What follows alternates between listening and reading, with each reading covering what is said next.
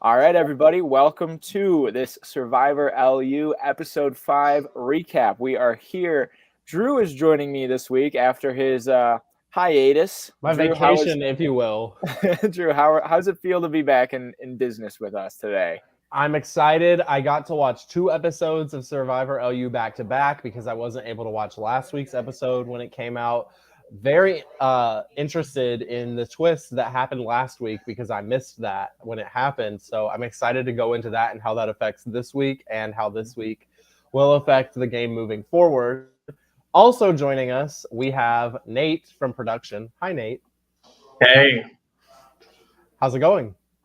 it's good. I mean, today I decided to wear this because if you're in trouble like Chadwick, just go on vacation instead of tribal council.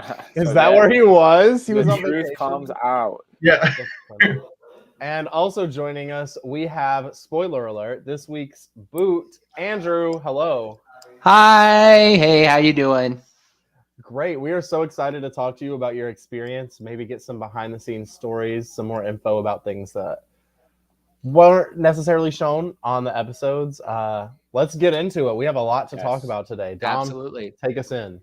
Yeah, so Drew kind of led us into the first discussion point. We saw the tribes kind of get messed up, conglomerated into one big giant tribe last week, and it carried into this week's episode. But before we dive into this week's episode, I always like to, when we have our guests from our season that we're not recovering, I'd like to get into your story on why you decided to sign up for Survivor LU, what your casting process was like, as well as kind of what your vibe was going in the first day, and then what you were feeling throughout the entire week. So first off, let's jump off. Andrew, how did you get into Survivor LU? I mean, I actually got into like Survivor in general, actually at a pretty late age. I think it was 15 when I got into it. And the only reason is because a YouTuber that I watched a lot when I was younger was playing the game in season 33. Her name was Mari. She was the second boot. And I was so bummed, but I was like, you know what? I'm gonna stick this out. I'm gonna see what happens, that kind of thing. And here we are now.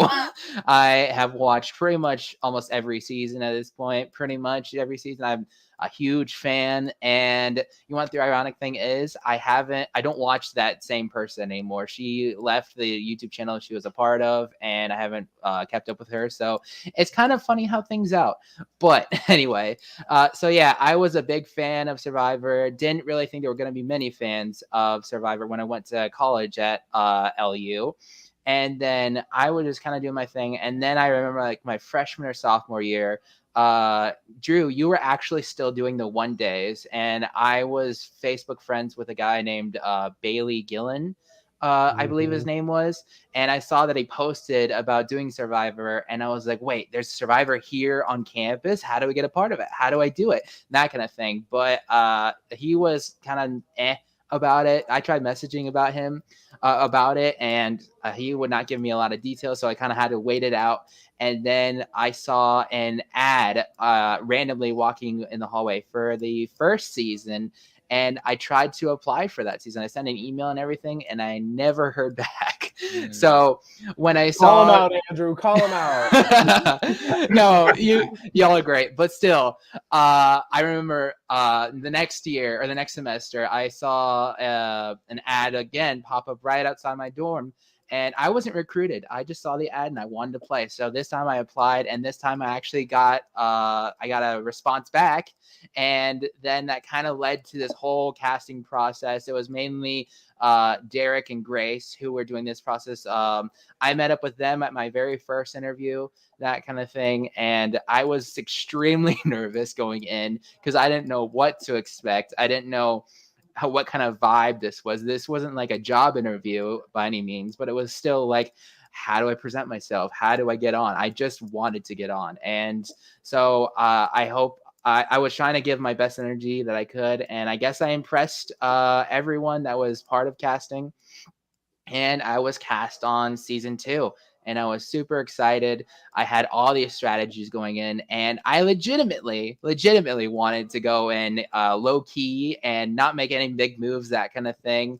And as we know, that didn't happen, but that's kind of the vibe I wanted to go in. And then can I talk about day one now, or? Yeah, go for it. that was actually going to be my next question was, so you step out there, you're on the mat, you get divided into tribes. Take us away. Yeah. So I obviously I want to go in, like I want to be super low key. I want to just go under the radar, not be known by anyone.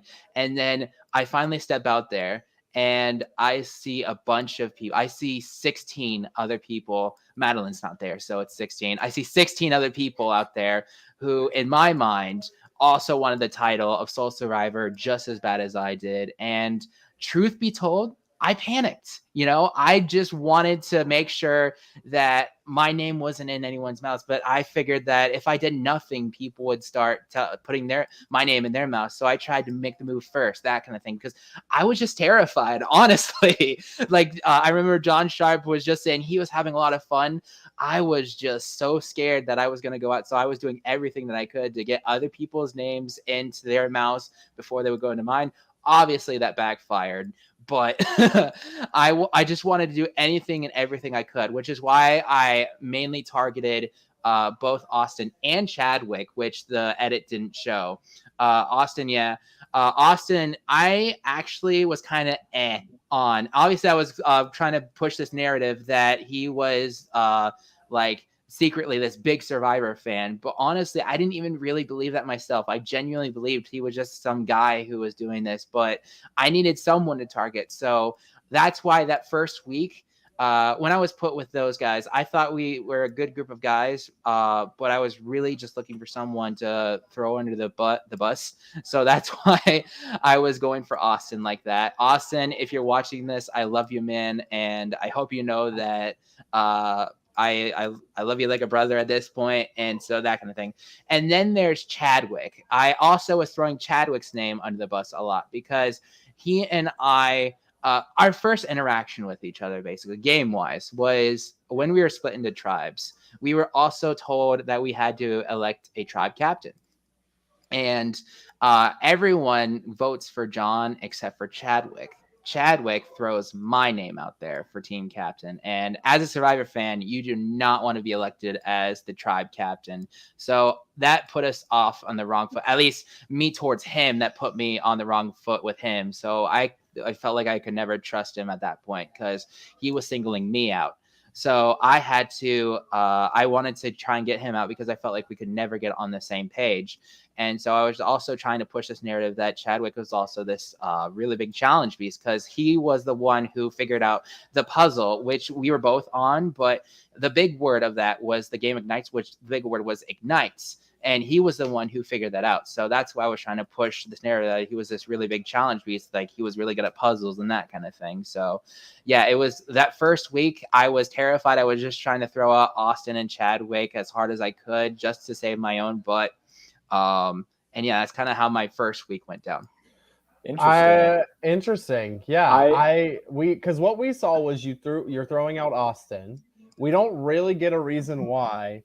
Obviously, it doesn't work because everybody's kind of like, oh, Andrew, like silly Andrew. Like, I don't know. So I thought that was interesting, but I completely understand. Like, once you get out there, it's hard to stay quiet. It's rough. I call it the super fan scramble. Like you think you're good for it, and then you get out there and just everything takes over. You see super fans on the real show thrive in that environment. Adam Klein is one of them. But then you see others, more often than not, flop hard right out the gate. And whether that's, making more conversations than needed to, or thinking that you have more hands in those cookie jars than you needed to. Andrew, from my point of view, it was pretty evident that you were scrambling hard. But to your credit, I want to give credit where credit is due. I felt like you kind of hit your stride, maybe week 3, week 4. Does that feel the same for you? Because I felt those conversations started to get a little bit more meaningful for you. Yeah. Obviously, week 1 and week 2, we were winning challenges, that kind of thing. And then finally I was having these important conversations around the ending of week 2 where people were finally telling me things like, do you know when John told everyone about the idol clue and how he got it from the challenge, that kind of thing? Fun fact, I was literally the last person on the entire cast to know. I did not know until like week 3, week 4, maybe even week 5. I can't remember, but I know I was the last one to know about this. And so I realized that because I was actually trying to make an alliance with John and Jay High. We were trying to make an alliance with the 3 of us. At least I thought, but obviously John was trying to play me at that point. So when I finally heard about this idol, I felt like, oh, John's obviously going for me. And people were telling me, yeah, John's going. And so I was having a lot of conversations like, yeah, John needs to go. John needs to go. Even from people outside of our tribe. It was another fun fact that was never televised, but I also had a thing going on with Sophie the entire time I was playing. I had a conversation with Sophie about every single week, minus probably the last week that I was in the game. But even Sophie was like, yeah, we need to get John out as soon as possible. But so that's kind of what was going on with him. I already couldn't trust him because he wouldn't tell me about the idol. And then he was obviously gunning for me. So was Chadwick, because they were a duo, that kind of thing. So already this plan was starting out. And then by week 3, I heard about this group chat that Chadwick makes. He's so sure that I'm going home. He goes ahead and makes a group chat, including all 5 Masai players, except for myself. So obviously I can't trust those 2 at that point. So what happens is myself, Jay High, Austin, and Ethan all get together and we make this big plan to blindside John and Chadwick, mainly John, because we were trying to get him out. But we also knew about the idol, and we knew that there was a possibility that he would play it because John was such a wild card at that point. So excuse me, basically because I other than Jay High, I was the main one that had the most the most knowledge about the whole overall game. So I was like, yeah, we need to split. I can't remember if I was the one who said we needed to split it, but I was definitely the one who pointed out where everyone was supposed to vote, which I was actually going in with a lot of strategy with that as well. Austin and Ethan, I didn't feel like I could trust as well as I could with Jay High. Jay High and I actually had a really solid alliance together, which was not talked about a whole lot. But I decided that I would put myself and Jay High voting for Chadwick, and Austin and Ethan would be voting for John. I mainly did this because I know it's like over strategy, that kind of thing, but I was mainly doing this because I wanted Austin and Ethan to feel like they were throwing the main blow at John because we were trying to get him out. So I felt like if myself and Jay High voted for Chad, then they would be the ones mainly throwing out the big punches and that kind of thing. So I was overthinking a lot of things while I was playing. I don't necessarily think a lot of your overthinking, especially for that round, was for naught. I mean, that is a very smart play. That was the move I was kind of referring to. That John play was brilliantly executed. We had John talk about how that was, he didn't see it coming. So it was just an all-around like great move. And I know. I was trying to make sure that I was staying talking with John the entire time, like the last day or 2 that we were together. I was texting him, hey, we're still doing Austin, right? We're still doing Austin and that kind of thing. Even in the group chat that I had with him and Jay High, I was like, yeah, we're still voting Austin, right? But I was just trying to make him feel as comfortable as possible. Even when they were asking who feels safe during tribal council, I strategically said, oh yeah, I feel safe, that kind of thing, because I wanted John to feel as safe as possible just so that he wouldn't play his idol. I was so scared during that vote. Yeah, I think. Go ahead, Drew. Oh, okay. Cool. No, I'll take it. No, I'm taking it this time. Go for it. No, it seems like you kind of hit your stride at that point in the game, but it also, unfortunately, when you're the target for everyone and you take out the only bigger target than you, all of a sudden you're in the spotlight, and it kind of seems that's what happened to you. Kind of moving forward past that vote. Last week you were safe, correct? Yeah, week 4 I was safe. Yeah. And then we get into this week, and you guys are in the trios for the challenge. Moving ahead a little bit into this week, the group is divided into 4 groups of 3, and then one person goes to Exile Island. Melanie ends up going to Exile Island, which I think is probably the best thing that could have happened to her. Yeah, I was theorizing about this too with people. I was like, yeah, there's got to be an Exile Island before, and I was in my confessional. I was like, I really hope I get the Exile. I just want to be safe from this vote. I don't have any protection, so I was like crossing my fingers I would get Exile. Obviously, that didn't happen. Yeah, right. And we get to the challenge. It's a memory challenge. We find out that 6 people are going to be safe. 6 people are going to be going to tribal. And the 6 people who end up going to tribal are, correct me if I'm wrong, let me see if I can remember this.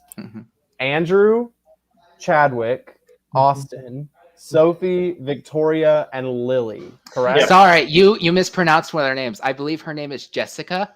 Yeah. According to Andrew's confessional, Victoria does not exist, and her name is Jessica. I missed that one. I thought that was funny. So let's talk a little bit about leading up to tribal for this week. A couple notes that I have is nobody threw out Sophie's name at all. We love to see it. This is a Sophie Stan account. So again, I was in cahoots with her. I didn't realize she was so close with Chadwick, but she and I were definitely having conversations. So I thought we were a lot closer than we were. She was basically my only pregame existing relationship, and we didn't have a relationship. The only reason that we had a thing going was because she was lab partners with my brother, who was also going to LU at the time. So I was desperate because Jay High was going on about all these pre-existing relationships. I didn't have any. All I had was Sophie. So that's why I was trying to keep her in the game. Nice. But before we kind of get into who the unsafe 6 were and who the safe 6 were, I also want to point out the fact that I believe CK, who else was on his tribe that got that idol clue? Idris. And Ethan. Yeah. What a trio to get that idol clue. Because I feel like we just keep talking about it. Whether he's at tribal or not, CK manages to find his way into our podcast somehow.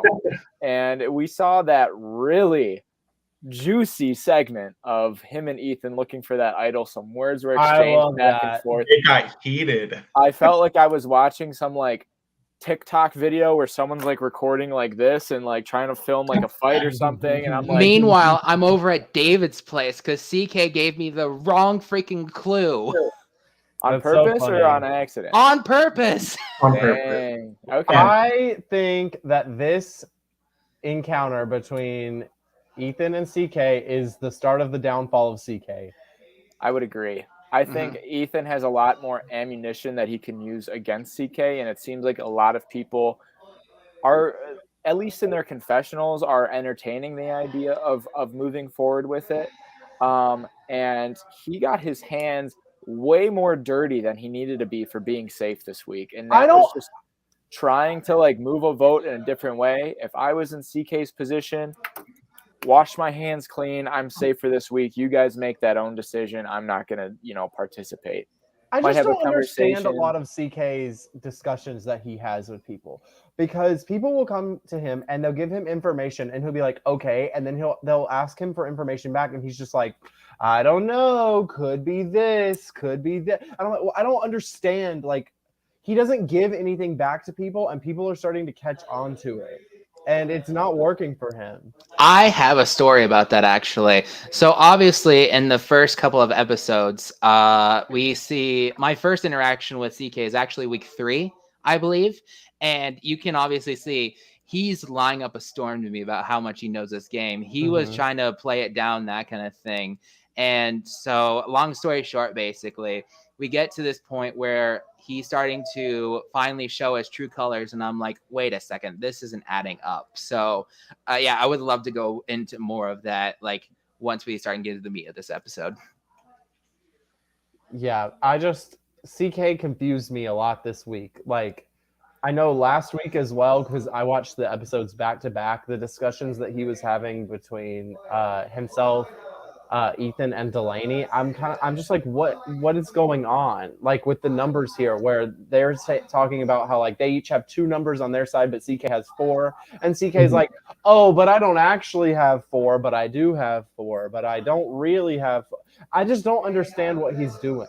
I don't get it.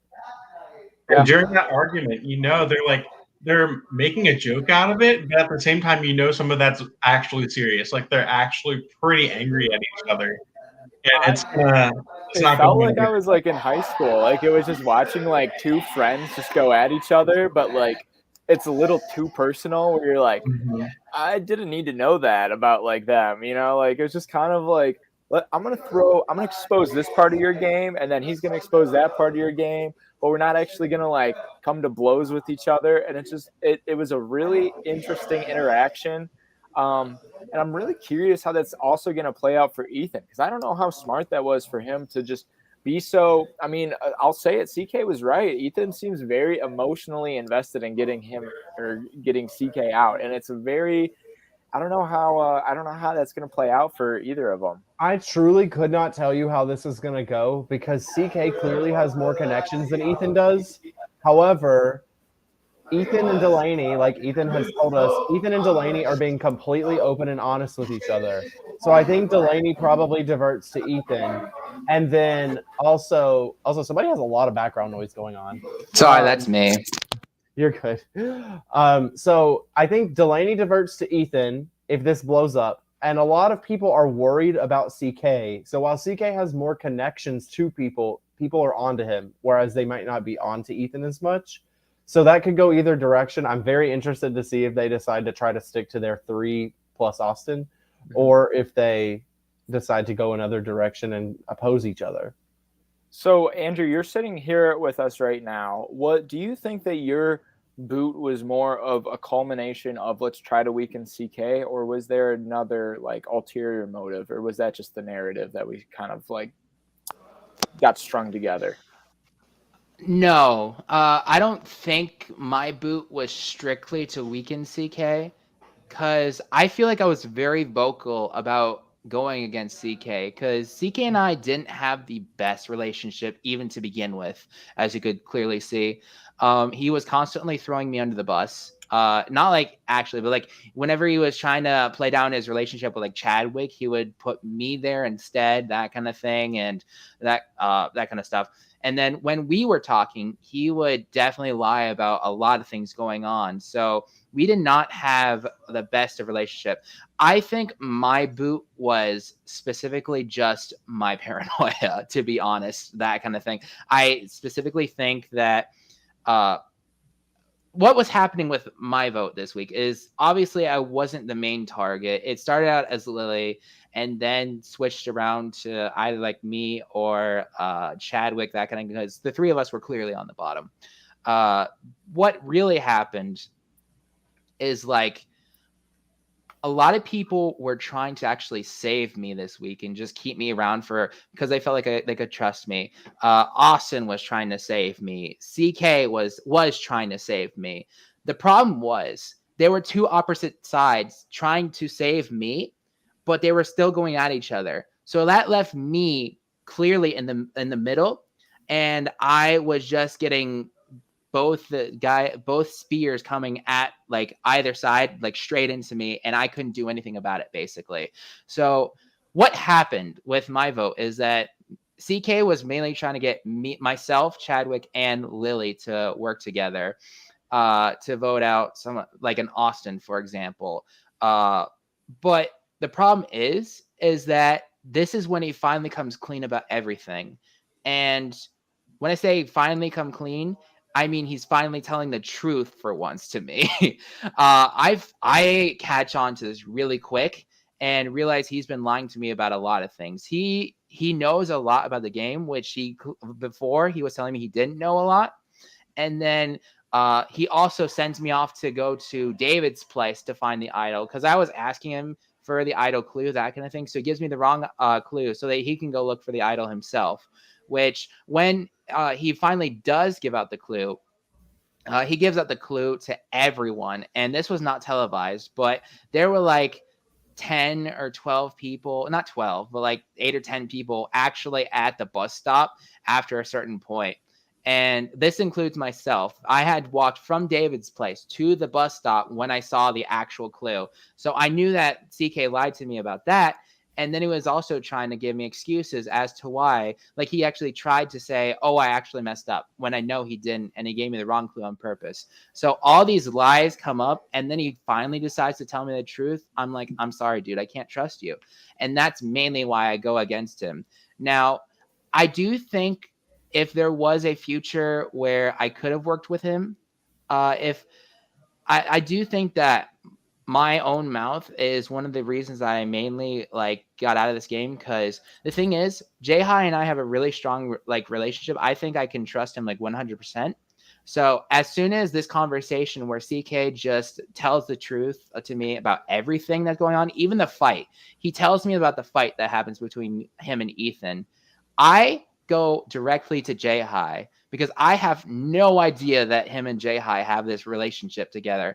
And I think that is the one thing that screwed me the most, is CK's relationship to Jay High. I go and tell him about everything, and I also tell him about my intentions about going against CK, because he's lied to me so much. Well, if I'm going against CK, that's not good for Jay High, and Jay High goes and tells CK about everything, and that's how he finds out. That kind of thing. So I don't tell a lot of people, which is what the edit makes it look like, that I just scramble, that kind of thing. I just tell Jay High, and Jay High tells CK, and that's kind of like what sealed my fate, basically. Yeah, I was going to ask if you tried to expose CK to anybody before you were voted out, but it looks like the one person you tried to tell, it didn't matter, because CK has hands in all the pies. He has eyes and ears everywhere, it seems, but people are starting to catch on to that.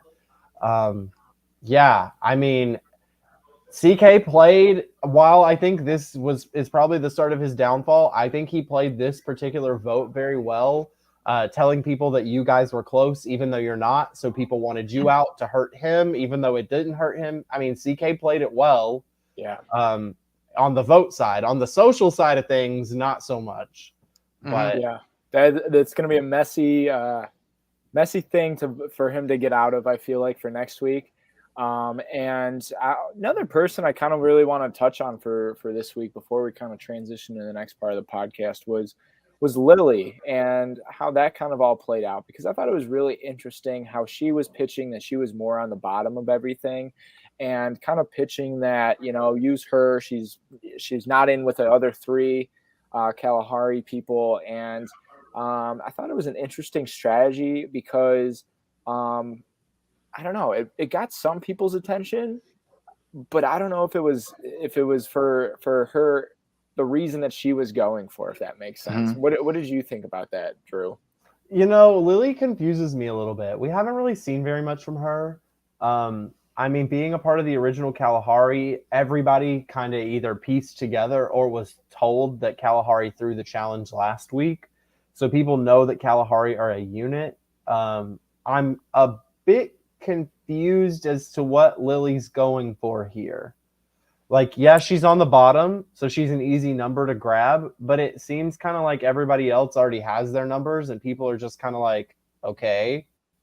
Like, did you, from your perspective, Dom, see Lily get into a group by pitching herself in this way? I did not. I felt like Same. it was just kind of like you know what, we could use her as a vote. It didn't really feel like she solidified anything. If anything, it was just like, we don't really have to get rid of her right now. Let's focus on either Andrew or Chadwick. And those were just kind of like those are more of the vibe. And I, as much as I want to give her credit for doing something, at least fighting to stay, it was more of like, I'm going to roll over and pretend to play dead. That was her way of fighting to stay in the game. And it was just kind of like this weird like strategy that seems to have worked, but I'm not sure how much of a strategy it really was, if that makes sense. I'm not sure that Lily saved herself. I think that other people just didn't vote for Lily. I think it just happened that Andrew was the person who people voted out instead of Lily actually putting in the work to change the target. So do you think moving forward, because it could be perceived that she was saved. You know, I mean, Austin or Victoria or Sophie could very easily be like, hey, like, we didn't vote you out last week. Like, we want to work with you. Like, even though that really wasn't the case, do we think Lily is going to kind of join in this resistance, so to speak, against CK and his Kalahari group? I don't think so. I think she just No. stays with Kalahari. Interesting take. I think Okay. CK has full control at this point over Idris and Hallie, and mostly over Lily, and those are just pawns for him to use moving forward. He has the connection with J High, which I assume will stay strong, and I think we're gearing up right now for CK versus Ethan, and I think it's going to be Ethan and the girls from the original Girls Tribe versus CK, Kalahari, J High, and then some of the guys are going to fall in the middle. That's where I am seeing it unfold right now. But I don't know. Honestly, anything could happen. I just don't see Lily is playing a very passive game, which is not a bad thing at all. Mm-hmm. She's able to get through round after round playing a passive game, and like you said, playing dead. I just don't know in this war that I see building up if that's the best strategy to go for, because when you have things like idols, you want to go for the person who's least likely to have the idol, and Lily's an easy person to take out, an easy number to take out from CK's side. So unless Lily starts playing more aggressively and starts pulling together numbers for herself, she is a number. Yeah. Andrew, this begs the question, say, you survived this week. I want to know where you would fall in this like war that is culminating. Would you be pro CK or would you be pro Ethan, I guess? Oh, definitely. So to touch on the Lily subject, for me personally, from the very get-go, I felt like Lily was actually pretty safe.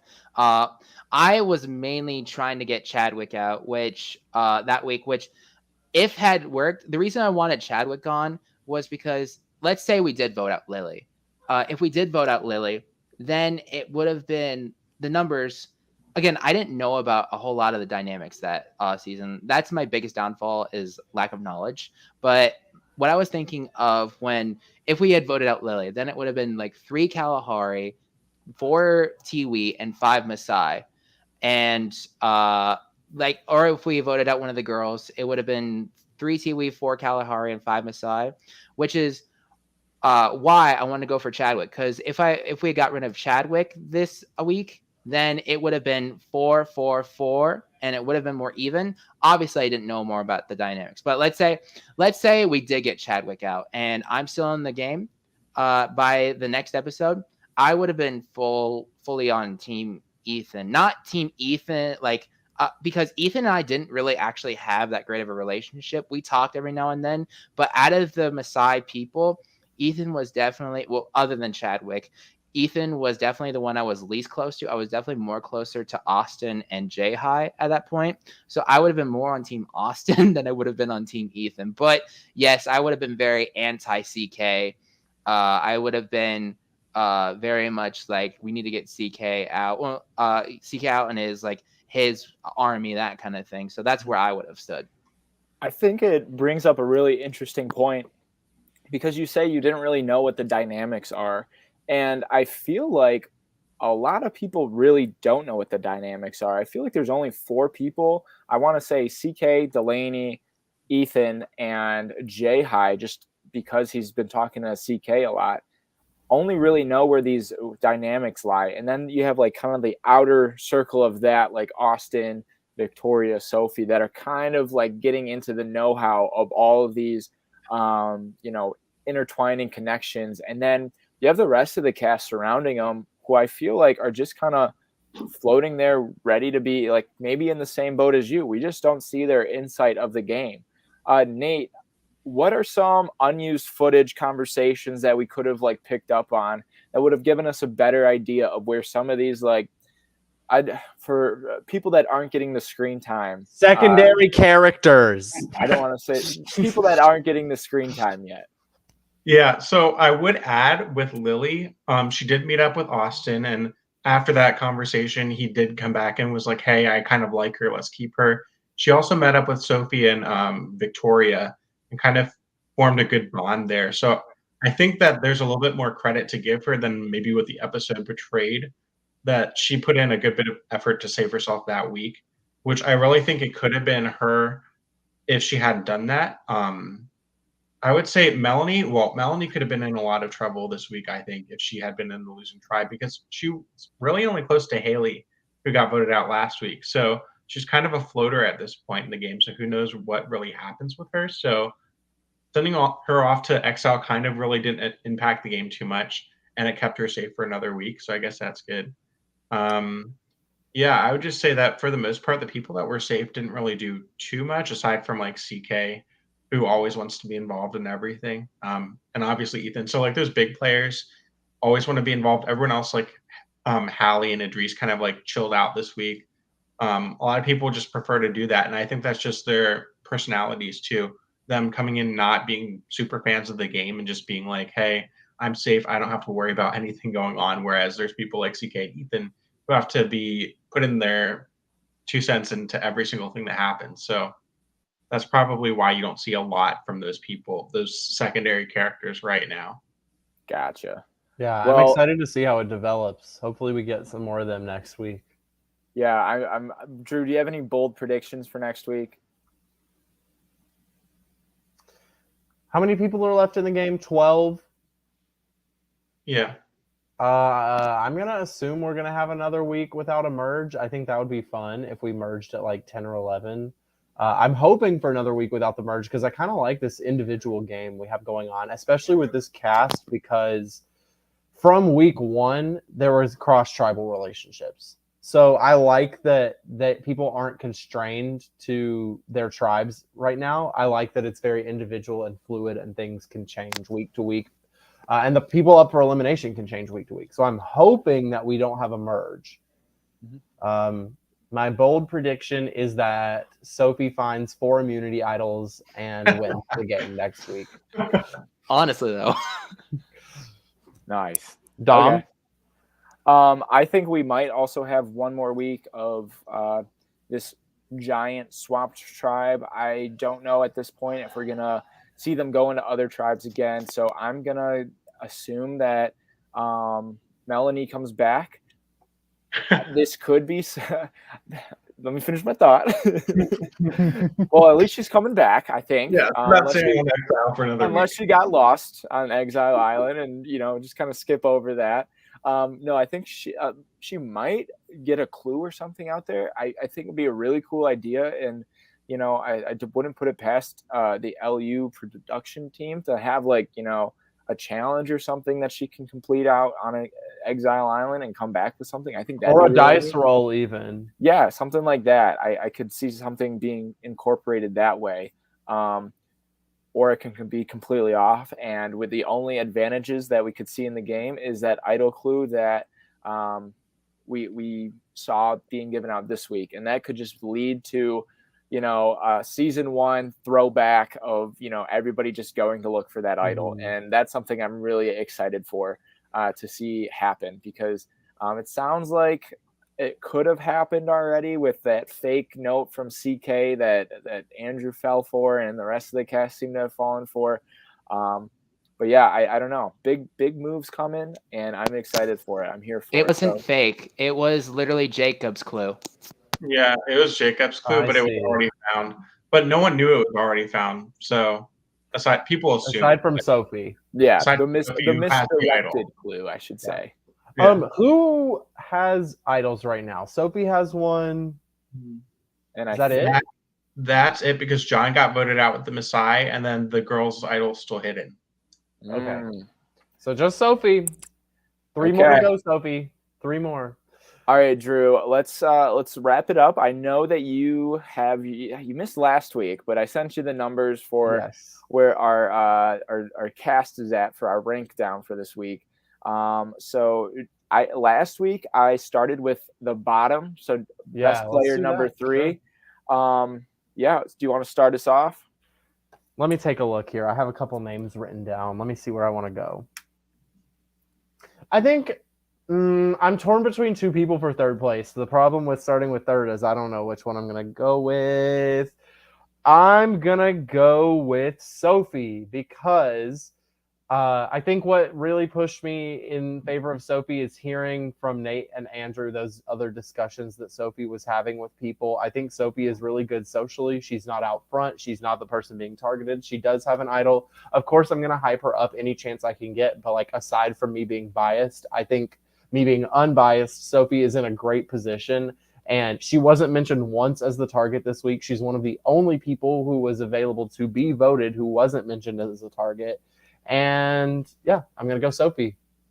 Nice. Nate, what about you? I would give my 1 point to Victoria just because she was one of those people that was kind of involved in like making the final decision. But I do feel like she was a bit more emotional driven, whereas some people were more strategic in making the decision than she was. So Gotcha. I would give her third place. Perfect. Dom. I just want to preface before going into this, I am Pick me. I would if I could, but unfortunately there are 12 other people left in the game. So I want to preface that we still see our power players of Ethan, CK, Delaney that are probably playing a very strong game going into it. But I really want to give credit to this group that had to navigate all this chaos. And I also think Ethan and CK shot both themselves and had a very messy week, shot both themselves in the foot. So they're not going to be appearing on my list this week. So I want to give my 1 point to Sophie as well. I don't think she had a driving force in this vote, but she seemed very level-headed in the decisions that she was making. And again, Drew, you made a point. She avoided any discussion of her name. So I think that's merit in a 6-person tribe with people that you didn't start the game off with. So All right, Dom, where are your 2 points going?